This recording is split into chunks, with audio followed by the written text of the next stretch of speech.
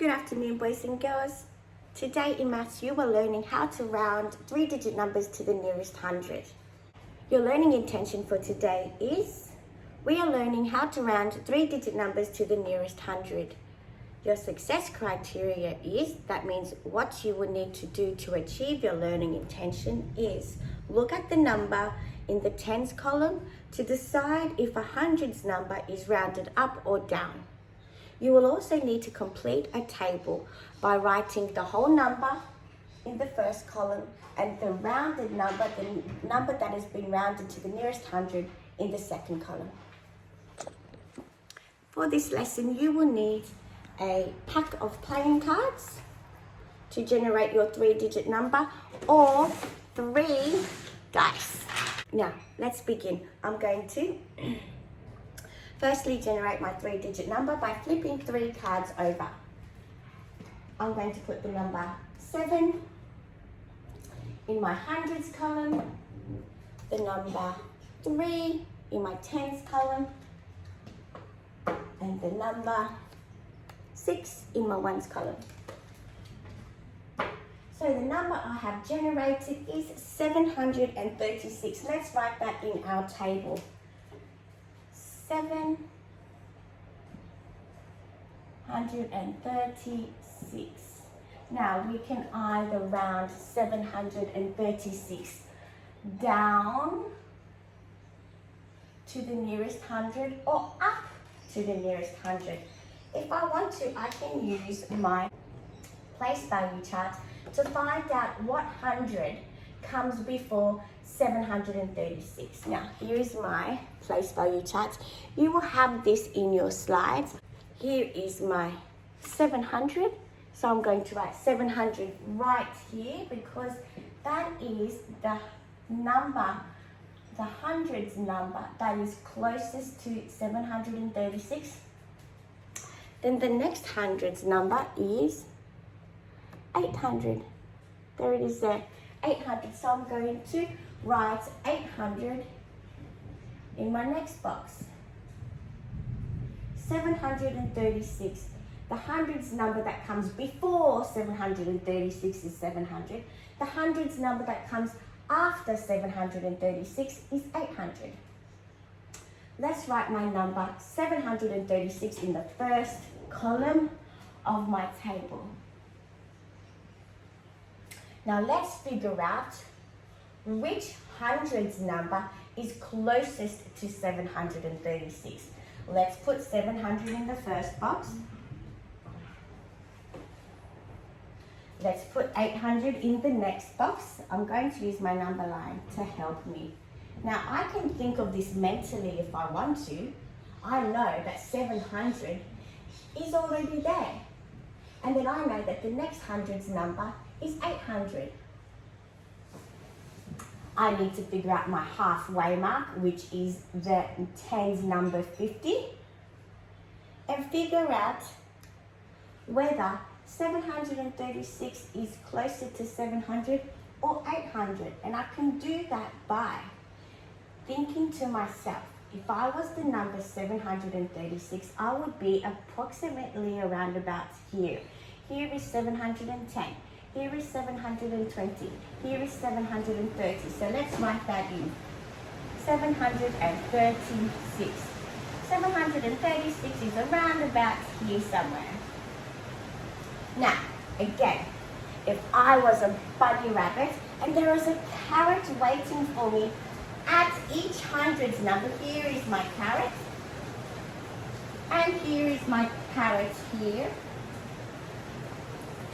And I was so hungry that I needed to get there quickly. Which hundreds number would I hop to? Let's see.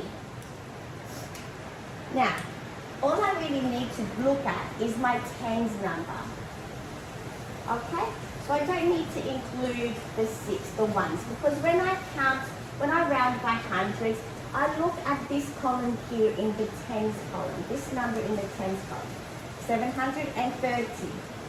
720, 710, 700. So, if I was at 736 and I wanted to get to the nearest 100, I would only need to make 3 hops. That wouldn't take me very long.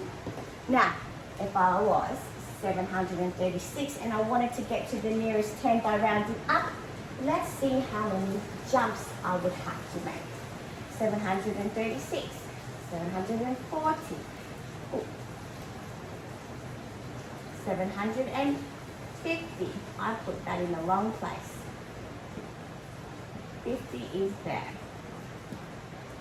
750, 760, 770, 780, 790. Oh, I'm already tired. 800. That took me so much longer to get to 800. I'm going to round my number 736 down to 700. Let's write it in here. 736 gets rounded down to 700 because 700 is closer to 736 than what 800 is. Let's do another example. Okay, last time, here is my 3-digit number. First card is 8. Let's put that in my hundreds column. Next card is 5. Let's put that in my tens column. And next card is 3. Let's put that in my ones column. The 3-digit number I have generated is 853. Ooh, this is going to be a good one. Okay, 853. Okay. Now, I have 800, but the number that I need to look at when I'm rounding my 3-digit number to the nearest 100 is in the tens column 5. Okay, let's figure out what hundreds number is closest or before, what hundreds number is before 853. It is obviously 800. Which hundreds number comes after 853? I can locate 800 on my... See that the hundreds number after is 900, so let's write that here. Now, the number we are rounding is 853. Let's put that here. Alright, let's use my number line.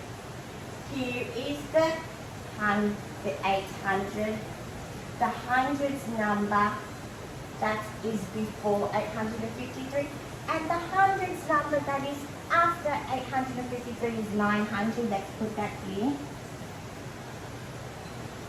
My halfway mark is 850, so 10, 20, 30, 40, 50. Let's put 50 here. That is halfway. And let's put our number 853 on the number line. Now, here is 853, 810, 820, 830, 840, 850. But because it's 853, I'm going to put it around about here. 853. Now, whenever the number we need to look at, this is a rule.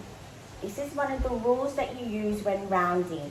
Whether you're rounding up to the nearest 10, whether you're rounding up to the nearest 100, or whether you're rounding up to the nearest thousands, whichever number it could be, the number that you have to look at is, if that number is 5 or more, you always go up. Always go up. Higher than 5, if it's 5 and higher, we always go up. If it's 5 and higher, you always go up. Okay? Because we don't want to go backwards, we always want to move forwards. And plus, if we look at the ones number, it is slightly 853, 850, 51, 52, 53. It's just a little bit more past halfway. So even if it's just a little bit more past halfway, we always go forward. Okay, let's check anyway using our number line. 853 to 840 is one jump. 832 jumps. 823 jumps. 810, 4 jumps. 800, that's 5 jumps. But look, I'm a little bit past. Okay, so if you want to round 853 up to the nearest 100, which is 900, let's see how many jumps we have to do. 860, that's one jump. 870, that's two jumps. 880, that's three jumps. 890, that is four jumps. And 900, that is five jumps. So I have 5 jumps to get to 900 and 5 jumps to get to 800. What do I do? My golden rule saves me. My golden rule says that if the number is 5 or more, 5 or higher, I always round up. I know that if it's 5, I always round up. So 853 is always rounded up to 900, because if it's a 5, that's my golden number. It means I always round up. So 853 rounded up to the nearest 100 is 900.